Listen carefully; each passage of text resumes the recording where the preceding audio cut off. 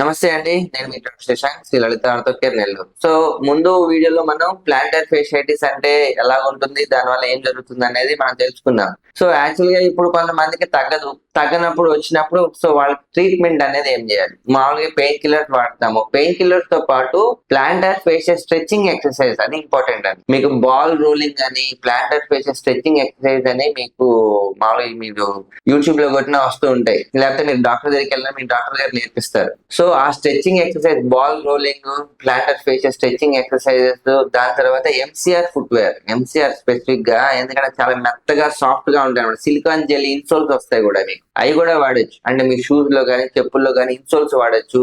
లేకపోతే డైరెక్ట్ గా ఎంసీఆర్ చెప్పులు కొనుక్కోవచ్చు. సో ఫుట్వేర్ ఇంట్లో కూడా మీరు హార్డ్ డైరెక్ట్ గా నడవద్దండి చెప్పులు లేకుండా. ఆ ఎంసీఆర్ చెప్పులు వేసుకొని నడవాలి. ఇంట్లోకి ఒక జత, బయటకు ఒక జత పెట్టుకొని ఆ స్ట్రెచింగ్ ఎక్సర్సైజ్ చేయండి. దీంతో యూజువల్ గా 90% మందికి తగ్గిపోతుంది. కొంతమందిలో ఎక్కువ రోజుల నుంచి ఉండి సఫర్ అవుతున్న వాళ్ళలో మనం స్టిరాయిడ్ ఇంజెక్షన్ చేస్తాం ప్లాంటర్ ఫేషియాకి. దానివల్ల 99% మందికి దానివల్ల కూడా తగ్గిపోతుంది.